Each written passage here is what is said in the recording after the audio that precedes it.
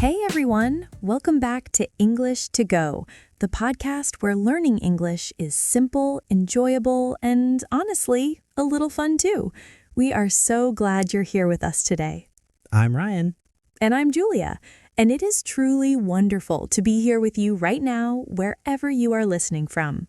Julia, I have to say, you look very awake today, very alert, very caffeinated. 3 coffees, Ryan. 3. And I have absolutely no regrets. 3? That's not a morning routine. That's a medical experiment. And yet, here I am, energized, focused, ready to teach. How many coffees did you have? Sheepish. 0. I had orange juice. Orange juice. You're adorable. Okay, let's get into it. But before we do, if you enjoy hanging out with us and picking up real, useful English, please hit that like button right now. It truly helps more people find this show. Yes, and please subscribe so you never miss an episode. We put a lot of heart into every single one. And if you have a friend who is learning English, share this with them today. Be their hero. Be the hero your friend deserves. Okay, let's go. Julia, can I admit something a little embarrassing before we start today's topic? Of course, always. So, about 2 years ago, I had this dream. A real dream, not a sleeping dream. I wanted to write a book. Not a huge, famous book, just a small, honest one about things I'd learned in life. Ryan, that's a beautiful dream. I know, but here's what I actually did. I opened a document on my laptop, I wrote the title, I stared at it for 20 minutes, and then I closed it and watched a cooking show for 2 hours. Oh, no. And then I told myself I'll start properly next week.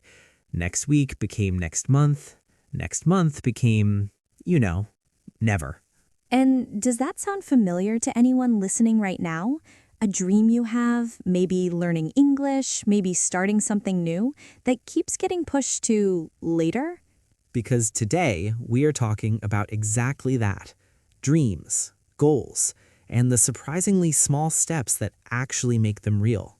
And we'll do it in clear, intermediate English. Honest vocabulary, real ideas, and sentences you can actually use. Let's go. Okay, Ryan, let's start from the very beginning, because I think a lot of people use the words dream and goal like they mean the same thing, but they don't. Right, so what's the difference? A dream is a big, beautiful picture in your heart. It's the life you want, the version of yourself you're working toward. It's emotional, it's personal, it's big. Like, I want to speak English confidently, or I want to travel the world, or I want to write a book. Exactly. Or I want to give my family a better life. Dreams are the what you want your future to look like. And a goal? A goal is the how.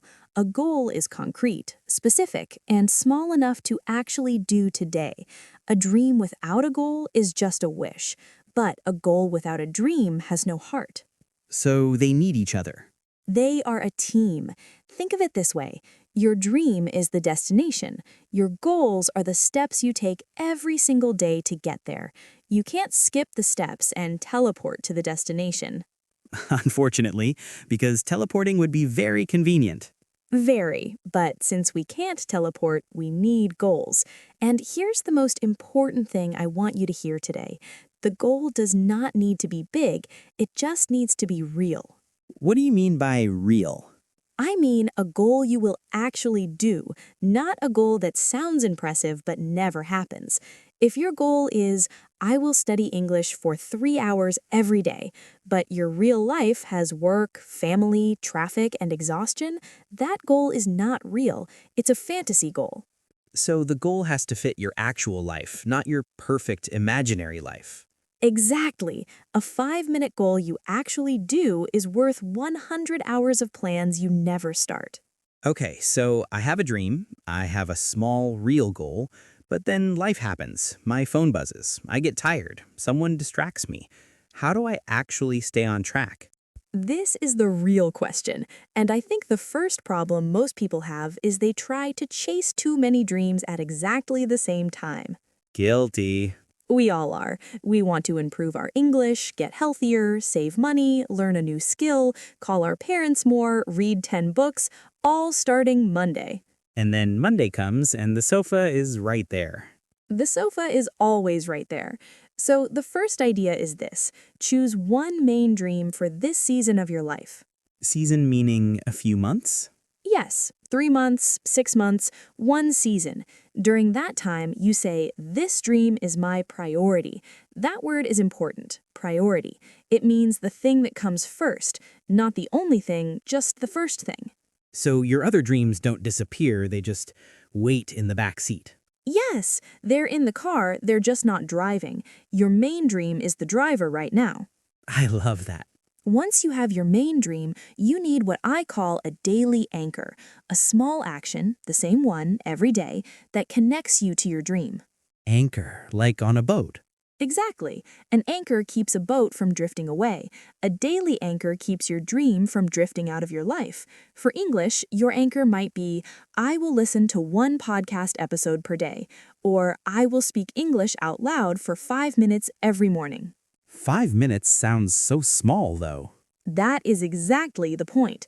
5 minutes every day for 3 months, that is over 7 hours of real practice. And more importantly, it builds a habit, a routine. It tells your brain, this is something we do. Okay, that actually reframes it completely. And here's one more tip about your anchor. Attach it to a time you already own, not sometime today. Sometime is dangerous. Sometime means never. It really does. Say instead, after my morning coffee, I practice English for 5 minutes. Or before I sleep, I listen to one episode. You attach the new habit to something that already exists in your day. Like a piggyback habit. A piggyback habit. Yes, write that down, everyone. Okay, now, even with all of this, there will be days when you feel like giving up. Yeah, I know that feeling well. Those days when the dream feels very far away and you feel very tired and a small voice says, maybe this isn't for you. And that voice is lying to you. On those days, I want you to do one thing: reconnect with your why. Your why? Your personal reason for the dream, not the dream itself, the reason behind it. Why do you want to speak English? Maybe because you want to travel without fear. Maybe because you want to help your children with their homework. Maybe because you want to feel confident in your job. That why, write it down somewhere visible. And look at it on hard days. On hard days, it gives you just enough push to take one small step, not 30 steps, just one, and one is enough. Thoughtfully, what about when other people doubt your dream? Like you share something you're excited about and someone says, be realistic, or laughs a little. That one hurts, especially when it comes from people close to you. But here's what I've come to understand. When someone tells you your dream is impossible, they are usually not talking about you. They are talking about their own fears.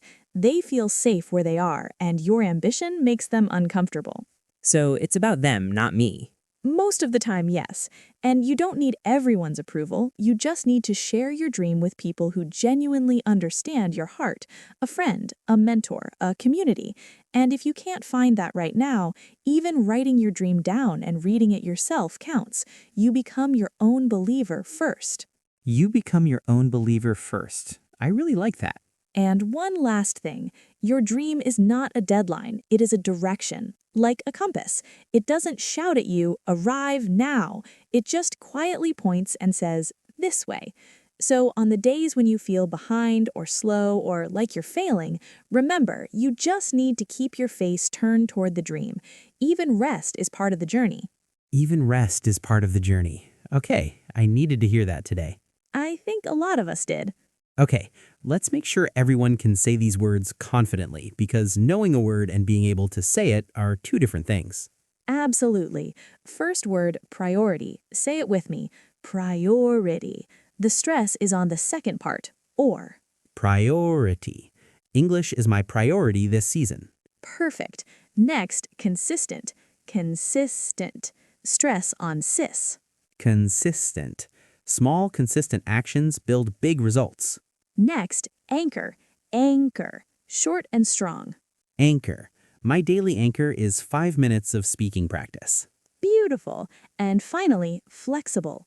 Flexible. 3 syllables. Flexible. Be flexible with yourself when life gets messy. These are power words today. Say them, own them. And speaking of practice, let's do a quick word tour of all the useful language from today. Let's go. Word 1, dream. A big wish for your future, a picture of the life you want. My dream is to speak English with total confidence. Word 2, goal. A small, specific plan that helps you reach your dream. My goal is to study for 10 minutes every morning. Word 3, priority. The thing that comes first, your most important focus right now. This month, English is my #1 priority. Word 4, anchor. A daily action that keeps your dream connected to real life. Listening to this podcast is my English anchor. Word 5, consistent. Doing something again and again, not just once. Consistent small steps beat one big effort. Word 6, distraction. Something that pulls your attention away from what matters. My phone is my biggest distraction when I study. Word 7, mindset. The way you think about something, your mental attitude. A positive mindset helps you keep going on hard days. And word 8, flexible. Able to adjust and come back after a difficult moment. I missed 2 days, but I stayed flexible and started again. 8 powerful words, and every one of them will serve you, not just in English, but in life. Before we go today, we have a question for you, and we genuinely want you to answer in the comments. Here it is. What is one small goal you are committing to this week for your dream? It doesn't matter how small it is. 5 minutes of English, 1 page of a book, 1 message to a friend. Tell us. Write it below. Something like, my goal this week is blank. That one sentence in English is already practice and a promise to yourself. And we read your comments. We really do. So write something. We want to cheer you on. Thank you so much for being here with us today. We know your time is valuable, and we truly, genuinely appreciate you spending it with us. It means more than you know. English to go. Take it with you. Bye-bye, everyone.